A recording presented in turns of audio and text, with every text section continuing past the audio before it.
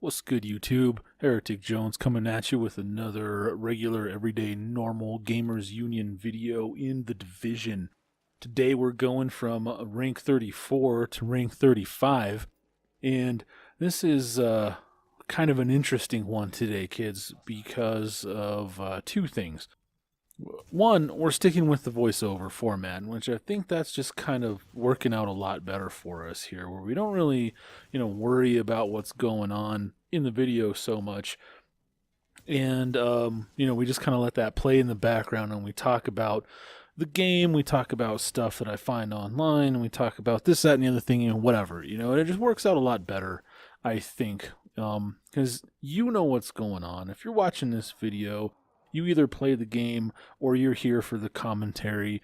But either way, you don't really need a commentary on what's happening in the game. So we're kind of moving away from that, at least for daily grind. For gameplay, for let's play type of stuff, if like me and Ringo are doing our fresh playthrough video or something like that, or if it's a last stand kind of gameplay sort of thing, then it'll have more of the running commentary. Otherwise, we're going to stick with the voiceover, I think.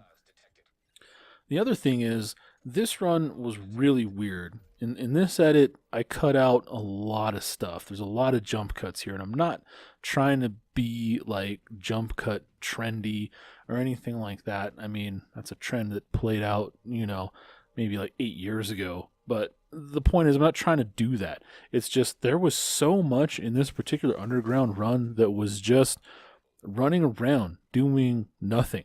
Just running through the tunnels, getting through little easy puzzles, shoot the thing of water and jump over the thing that used to be on fire. Just boring shit. It was just weird. It was kind of eerie, I was like, where's the bad guys? They're nowhere to be found. So there's a lot of jump cuts, and that's why. So, jumping right into some stuff that I found a little interesting this week whilst perusing the internet when I wasn't busy playing Division is the new It trailer dropped. And holy crap, did it look like terrifying. I mean, I haven't seen a trailer like that was that just shiver-inducing. As always, there's links to all of this stuff down in the description, so you can check it out for yourself. But holy shit, guys. Normally, I like horror flicks, and I go for stuff that's not jump scary and just cheap like that. I want something that's really going to stick with you, like The Ring, like The Grudge, like Blair Witch Project, stuff that just like you're thinking about it when you're at work like a week later, and you're in the bathroom by yourself and you're just like, whoa, that sort of thing. This trailer, holy shit, it looked a lot like that. So check it out. Usually, when Hollywood gets a hold of some Stephen King stuff, they just fuck it all up and they make it terrible, in its translation to the big screen, and it sucks. So it looks like this is getting some treatment that is amazing, and it might help that it's a remake of a movie that was already made, So who knows? Maybe when they remake Cell in like 10 years, it'll be amazing, or something, Who knows? Anyway. So moving on, I saw some pretty awesome new technology, and it was basically like if you watch the Super Bowl and you watch the Lady Gaga halftime show and you saw how, they projected, the little David Bowie, Captain Starpants, whatever his name was, kind of lightning bolt on her face. If you saw that motion tracking projection technology is really coming to the fore, and it's being really cool. So this one studio that does that, contracted with some other thing and whatever, and did stuff and things, and they got with these two Japanese chicks who dance a lot and do sorts of stuff like that. Anyway, they made this proof of concept promo video for their motion tracking projection technology, and it looked fucking amazing. And it was this article right here, and if you watch the video linked off of that article, it's like, holy shit, man. When I was watching this, not only, I mean, it was cool in and of itself, but when I was watching this, I was thinking to myself, if they can, if they can miniaturize this technology, it was really evocative of like Ghost in the Shell, a Blade Runner, that sort of technology where you have, masks that you're not even really wearing. They're just being projected onto your face. It's like built into like a hoodie or some kind of, hat or mask or something like that. I just thought that would be super, super cool. And next thing that I came across, like I was thinking more and more recently, and I don't know why, it seems so recent to me, but it just seems like I keep running into things that sort of prove to me that we live in a Matrix-like simulation. Stuff that is just like too weird to necessarily be coincidence. Now, I understand that in reality, obviously that's what's happening. It's just a coincidence, The first one I'm going to talk about has to do with a Scandinavian language, and this one happens to be Swedish. And Swedish, apparently, like German, rather than like, there's a new concept, right, that they need a word for in German in particular, okay? And rather than make up a new word for that concept, they'll just basically take the sentence that describes that concept and smush it together, and that's the word for that new concept now. Then they've been doing that, for hundreds of years, and that's just how their language goes. Apparently, that's how they do it in Sweden as well, because there's this new concept, and here's the article right here. There's a new concept where refugee kids are just kind of giving up on life and basically falling into some like self-induced apathetic coma where they just kind of lay there unresponsive, right?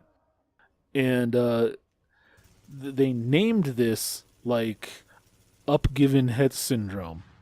Like, and that just struck me like a lazy programmer is like, who's programming the matrix we live in, like, well, what are we going to call this weird sickness that this program for these refugee kids is exhibiting? We need to name this glitch something, this anomaly.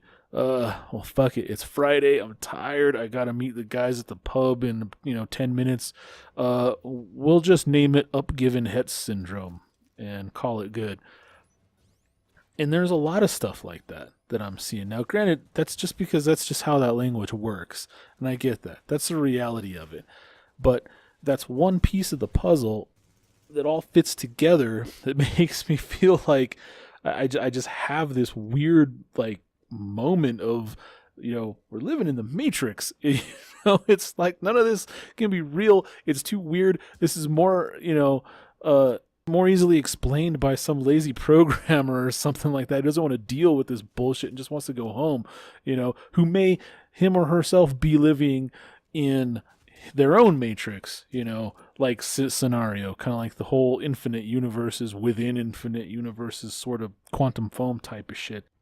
Like, here's another example right here with this article. And if you read this article, what you'll see is that, okay, basically there's this bar, right, in Colorado Springs that has been there for like forever. Okay, not forever, but for like 15 years, for a long time, right? Okay, and it's been a great bar and blah, blah, blah, blah. And there's this dude who owns the building that the bar is like in, right? And for whatever reason, this guy who owns this downtown property is selling the building to some other owner. And that other owner is going to jack the rent up, and this bar can't afford to stay there, so they're having to close. And they're not moving or whatever for whatever reason. They're just like, fuck it, they're table flipping, they're shuttering operations. Okay, whatever. That's the context, because all of that shit doesn't even matter. The important part is the dude who owns the building, right? This rich guy who owns the building, his name is literally Rich Guy. Like, I shit you not. If you read the article, that's what you see. And I'm just like, what the fuck is happening? You know, where this rich dude, you know, because I feel like you got to be pretty rich to own businesses and buildings and shit like that, especially downtown. Even in like some like small like hick mountain town like Colorado Springs, you have to be pretty well off to be owning property downtown. And he owns this shit, and his name is Rich Guy. And that was another thing. It's just all these little things that it's like, okay, you know, you have the Uppgivenhetssyndrom. You have, you know, Rich Guy owning buildings and stuff like that. And those are just two examples of stuff that I'm continually seeing that it's like, yeah, there's just some lazy ass programmer. And here's the interesting thing. I make this information public, right? Now, if it stops, you know that whoever is monitoring that shit is like, you know, pulling Jenkins into the conference room saying, all right, look, you know, one of your project matrices is getting wise to the whole matrix thing.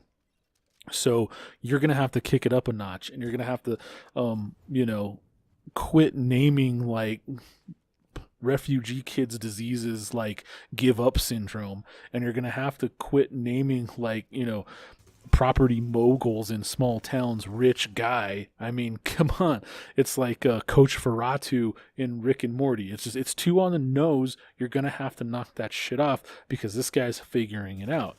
So get your shit together and quit doing that, or we'll find someone who will.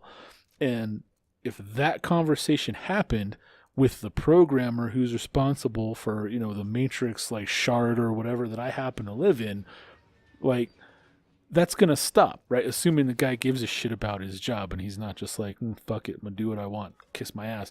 Maybe he has fuck you money saved up in the bank, you know, or whatever. But maybe he doesn't. Maybe he has a mortgage and 3 kids and a bitchy wife at home or whatever, who likes to buy, you know, a bunch of Prada and whatever else. The point is, if Dude Man takes that warning seriously and decides to clean up his act, then I'm going to stop seeing this kind of stuff unless they know that if it suddenly stops, you know, I'll be a pretty big clue, right? That I'm right. So if that's the case, then a more elegant solution would be to kind of taper it off, right?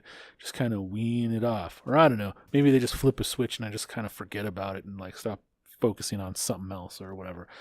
Obviously, I'm just kidding. I don't really think any of this shit. I'm just kind of, you know, bullshit. I'm not like out of my mind. It just, when I see these articles, it's stuff that jumps out at me that makes me think like, that's kind of crazy. That's just like one of those silly coincidences. So those are really all the things that I came up with. I don't even want to talk about Mass Effect Andromeda because it's too painful right now. I had all these big plans. I was like, yeah, it's gonna be great. I'm gonna, you know, add that to my YouTube channel, some Let's Play for, you know, Andromeda, and it's gonna be so much fun. And I can even rope Ringo in on it because she's down with those games, and it'll be so much fun, and we'll just have a blast in all of this. And I had such high hopes, and then for it to just flop as utterly as it has is just, it's just soul crushing, you know. I literally can't even right now, you guys. And it's not that it's that horrible, okay? I haven't even purchased it yet. That's how bad it is. It's that I don't want to, I've been hurt before and I don't want to be hurt again, you know, with that game. I love the original trilogy so much that if this one just falls as flat as it seems like it's going to, I don't know if I'm going to be able to take it right now. So I'm holding off on Andromeda, and we might try something else, you know, here soon. We might try another game when it comes out. 2017 is going to be a huge year for games. There's so many awesome games that are coming out. You know, I might even switch to console, you know, I don't know. Get some Horizon Zero Dawn going on. I just finished Uncharted 4. Finally started playing it in August. Just recently picked it back up again. So, you know, we might change that. But I think for now, we're probably going to stick with the division for a while for this sort of stuff and see how it goes. I don't know. Here's the Storm 2.0 is dropping, so maybe we'll switch to that. I don't know. We're going to find out. But either way, it's going to be a fun journey. We're going to keep having fun is the thing, and we're going to keep doing it, regular, everyday, normal style is what's important, where we don't really have all that elite crap going on. It's stuff you can accomplish with a few hours of gameplay a week, and still have a good time. So that's rank 35 right there, and we got something special planned for ranks 35 through 40, so stay tuned, check in on that, subscribe if you like if you like. Otherwise, keep killing it, and thanks for coming out.